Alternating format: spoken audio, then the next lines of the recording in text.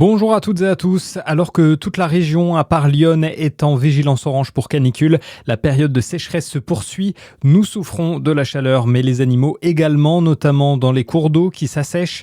C'est la raison pour laquelle le parc naturel du Morvan a lancé cette semaine un appel à la population. Il lui demande de restreindre sa consommation d'eau au-delà des restrictions en vigueur.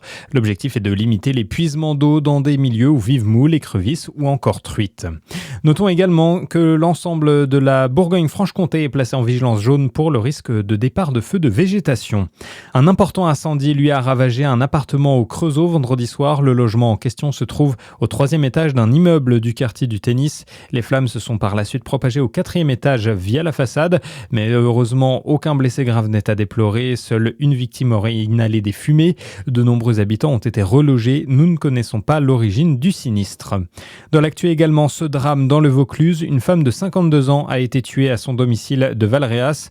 Elle a été retrouvée avec plusieurs blessures au cou et au visage dans la nuit de vendredi à samedi. L'un de ses fils a été interpellé et a reconnu les faits lors de son audition. L'homme de 32 ans bénéficie d'une mesure de curatelle selon le parquet de Carpentras. Une enquête ouverte par le parquet de Grenoble également. Une commerçante de la station de montagne des Deux Alpes a refusé l'accès à sa buvette à des touristes juifs.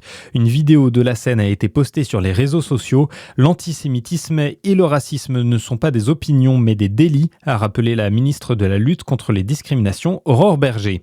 Enfin, la page sport, les championnats d'Europe d'athlétisme qui se sont achevés hier, avec notamment le marathon marche féminin. À la 8e place, on retrouve la Française Camille Moutard, originaire de Côte d'Or. L'épreuve a été remportée par l'Italienne Sofia Fiorini. Voilà pour l'essentiel de l'actualité. Bonne journée à l'écoute de Fréquence Plus.